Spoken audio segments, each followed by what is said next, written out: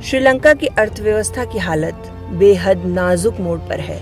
हाल ही में पीएम की कुर्सी संभालने वाले रनिल विक्रमसिंघे ने कहा कि श्रीलंका में सिर्फ एक दिन का पेट्रोल बचा है। वहीं श्रीलंका के ऊर्जा मंत्री ने नागरिकों से पेट्रोल पंपों पर लंबी लाइनें नहीं लगाने की अपील की है। इससे पहले रनिल विक्रमसिंघे ने टीवी के जरिए देश को संबोधित करते हुए कहा कि उनका पहला मकसद देश को बचाना है, न कि किसी व्यक्ति, परिवार या समूह को। उनका इशारा पूर्व प्रधानमंत्री महिंदा राजपक्षे और उनके परिवार की ओर था। श्रीलंका इस समय अब तक के सबसे बुरे दौर से गुजर रहा है। श्रीलंका सरकार को खर्च चलाने के लिए 2.4 ट्रिलियन श्रीलंकाई मुद्रा की जरूरत है, जबकि सरकार को मिलने वाला राजस्व मात्र 1.6 ट्रिलियन ही है। जब से श्रीलंका में संकट का दौर शुरू हुआ, ये पहला मौका है जब सरकार ने इस सच्चाई को स्वीकार किया कि उसका विदेशी मुद्रा भंडार खत्म होने की कगार पर है, जिसकी वजह से वो तेल और बाकी जरूरी चीजें नहीं खरीद पा रहा। इस मुश्किल घड़ी में भारत लगातार श्रीलंका की मदद कर रहा है। भारत से मिले क्रेडिट लाइन का इस्तेमाल कर पेट्रोल और डीजल के दो शिपमेंट आ रहे हैं, जो अगले कुछ दिनों में राहत दे सकते हैं। गौरतलब है कि 1948 से श्रीलंका अब तक के सबसे बुरे आर्थिक हालात से गुजर रहा है। मुद्रा भंडार खत्म होने की वजह से श्रीलंका अंतर्राष्ट्रीय बाजार से जरूरी सामान नहीं खरीद पा रहा। इसकी वजह से न तो उसके पास पेट्रोल बचा है और न ही कुकिंग गैस। वहीं बिजली कटौती और बढ़ती महंगाई ने श्रीलंका में आम लोगों का जीना मुश्किल कर दिया है।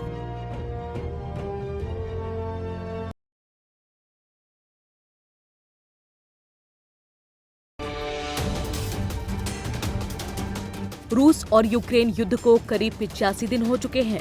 ऐसे में ये युद्ध रूस की उम्मीद से कई गुना लंबा खिंच गया है, क्योंकि बीते करीब 3 महीनों में रूस ने बेशक यूक्रेन के कई शहर खंडर बना दिए हों, हजारों लोगों की जान ले ली और लाखों लोगों को पलायन के लिए मजबूर कर दिया, लेकिन यूक्रेन ने भी रूस को काफी नुकसान पहुंचाया है।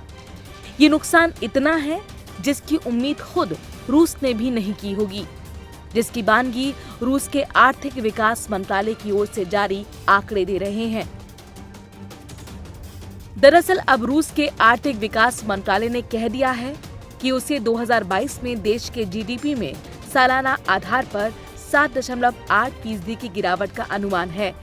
वहीं ये भी बताया है कि अचल संपत्तियों में निवेश 19.4% और खुदरा व्यापार कारोबार 8.7% घट सकता है।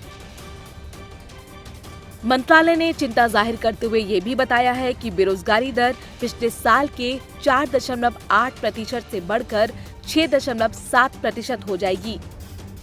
साथ ही 2022 में महंगाई दर बढ़कर 17.5% हो सकती है, जो 2021 में 8.4% थी।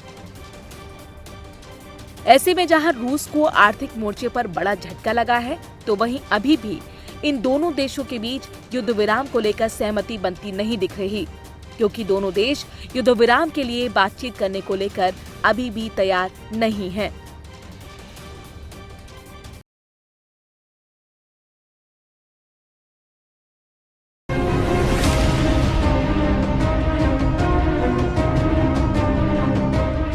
लंबे इंतजार के बाद सरकारी बीमा कंपनी LIC के शेयर 17 मई को ओपन मार्केट में लिस्ट हो गए।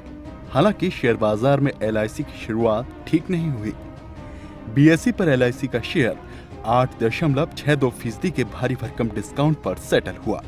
ये तो पहले से ही लग रहा था कि LIC की लिस्टिंग डिस्काउंट पर होने वाली है, लेकिन किसी को इतनी बड़ी गिरावट के साथ शुरुआत का अनुमान नहीं था। लेकिन जिस तरीके के लगातार संकेत बाजार में हो रही उथल पुथल में देखने को मिल रहे थे, वो इसी ओर इशारा कर रहे थे। दरअसल LIC के शेयर ने BSE पर प्री ओपन सेशन में 12% से ज्यादा की गिरावट में ट्रेड की शुरुआत की थी। प्री ओपन में LIC के शेयर ने पहले दिन की शुरुआत 12.60% यानी 119.60 रुपए के नुकसान के साथ 829 रुपए पर की और एक समय प्री ओपन में ये शेयर 13% तक गिर गया था। LIC को अब तक का भारत का सबसे बड़ा IPO माना गया है। इस IPO के लिए 902 से 949 रुपए का प्राइस बैंड तय किया गया था। और ऐसा पहली बार ही हुआ है कि कोई आईपीओ वीकेंड के दोनों दिन भी खुला रहा।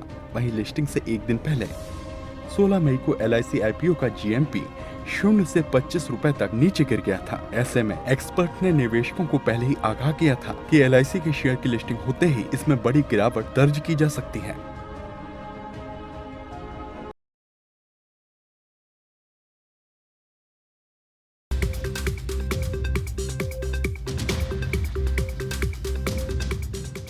दस जून को शुरू होने वाली धान की बुवाई से पहले पंजाब के किसानों ने गेहूं पर बोनस और MSP संबंधित अपनी मांगों को लेकर पंजाब की सरकार के खिलाफ विरोध प्रदर्शन तेज कर दिए हैं।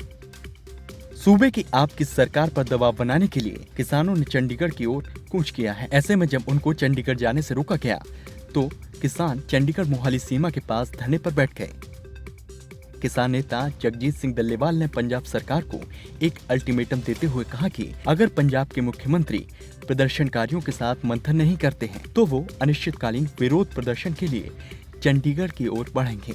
चंडीगढ़ में कई किसान संगठनों के अनिश्चितकालीन विरोध के आह्वान के मद्देनजर चंडीगढ़ मोहाली सीमा पर भारी पुलिस बल तैनात किया गया है।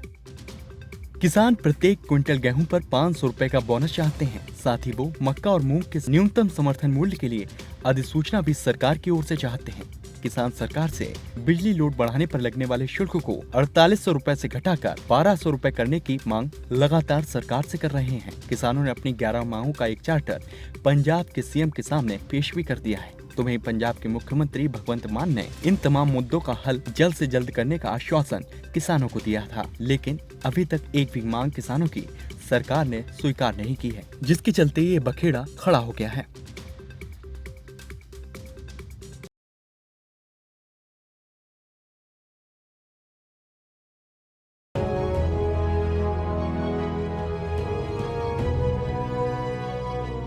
देश के राज्य असम में मौसम विभाग की चेतावनी का सबसे ज्यादा असर देखने को मिल रहा है। तस्वीरों में बारिश और बाढ़ के कहर को साफ देखा जा सकता है। हालात इस कदर गंभीर हैं कि असम में 222 गांव बाढ़ से घिरे हुए हैं।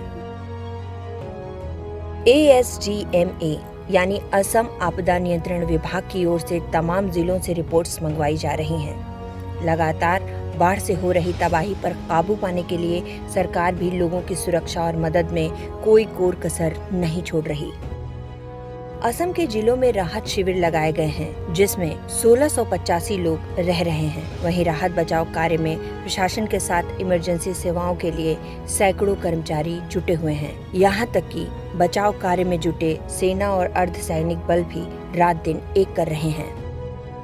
इतने पुख्ता इंतजाम के बाद भी सरकार के लिए बाढ़ के कहर पर काबू पाना मुश्किल हो रहा है, क्योंकि लगातार बारिश की वजह से कोपली नदी का पानी भी खतरे के निशान से ऊपर बह रहा है। जानकारी के मुताबिक असम के कछार जिले में सबसे ज्यादा तबाही हुई है। इस बाढ़ में सड़क और पुल के साथ लोगों के जानवर, मकान, खेत खलिहान जैसे कुछ ऐसे भी नुकसान हुए जिनकी भरपाई में काफी वक्त लगेगा। असम के कई जिलों में सड़कों, पुलों और नहरों को भारी नुकसान पहुंचा है। बराक वैली से रेल और रोड का संपर्क टूट गया है। अब तक 200 से ज्यादा घरों को नुकसान पहुंचा है। 76 किलोमीटर के स्ट्रेच में 26 जगहों पर पटरियां और पुल क्षतिग्रस्त हो गए हैं। भारी बारिश के चलते 17 ट्रेनों को रद्द करना पड़ा है।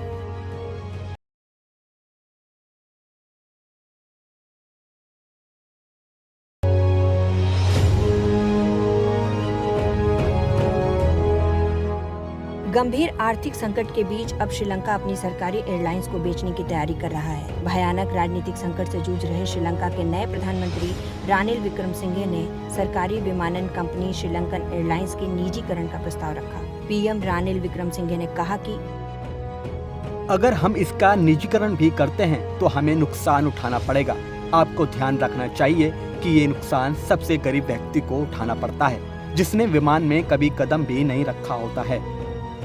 हालांकि प्रधानमंत्री विक्रमसिंघे 2015 से 2019 के अपने पिछले कार्यकाल में भी श्रीलंकन एयरलाइंस का निजीकरण करना चाहते थे, लेकिन नाकाम रहे। आरोप ये भी है कि पूर्व प्रधानमंत्री महिंदा राजपक्षे के फैसलों की वजह से श्रीलंका के एयरलाइंस को भारी नुकसान झेलना पड़ा।